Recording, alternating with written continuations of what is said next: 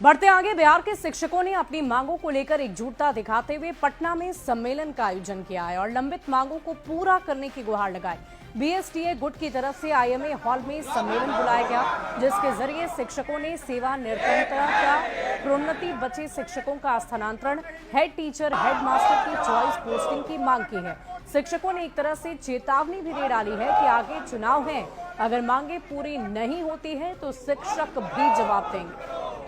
अभी साल है और आगे जल्द ही आचार संहिता लागू होने वाला है, यानी मॉडल कोड ऑफ कंडक्ट के पहले तमाम राज्य भर के जो शिक्षक हैं एकजुट होकर आईएमए हॉल पहुंचे हैं और यहां पर बड़ा सम्मेलन आयोजित किया गया है। देख सकते हैं बीएसटीए की तरफ से ये तमाम शिक्षक पहुंचे हैं अपनी मांगों को लेकर। जरा बातचीत करें कि आखिर अब क्या मांगे हैं जिसको लेकर उम्मीदें हैं कि सरकार अब मांगे पूरी करेगी।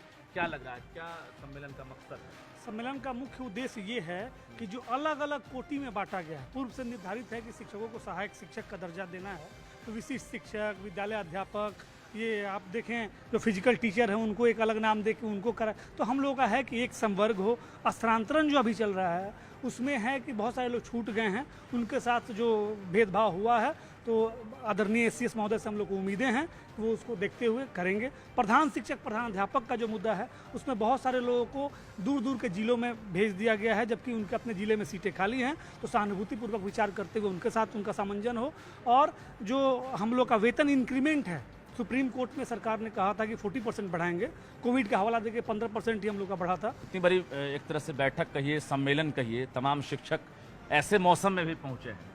जी बिल्कुल पहुंचे हैं, इसलिए कि उनके अंदर उम्मीद है और साथ साथ आक्रोश भी है, क्योंकि वो 15 साल से 20 साल से 5 साल से सेवा दे रहे हैं। उनका जो वेतनमान है वो केंद्रीय वेतनमान होना चाहिए, उनका पूर्ण वेतनमान मिलना चाहिए, चाहे वो प्राइमरी के हों, चाहे वो +2 के हों, चाहे विद्यालय अध्यापक हों, प्रधान शिक्षक हों या प्रधान अध्यापक हों, सबको 7 पे के अनुसार जो लेवल है उस लेवल में उनका वेतन मिले हैं। और मांगे नहीं अगर पूरी होगी तो चुनाव है, चुनाव में जो हम शिक्षक 6 लाख हैं, 6 लाख के कितने परिवार होते सरकार समझती है। और 2020 के जो चुनाव हुआ था वो सरकार देख चुकी है किस प्रकार से बैकफुट सरकार आई थी। अगर इस बार हम लोग की बातें को नहीं माना गया तो पूर्ण रूप से जो है सरकार को कबाड़ फेंकने का काम हम लोग करेंगे।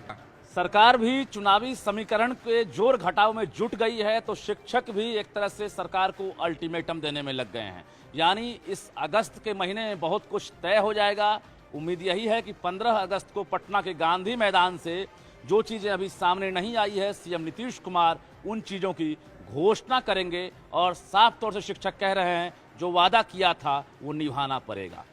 कैमरामैन मनीष दुनिया के साथ रजनीश कुमार, न्यूज़ 18 पटना। अगली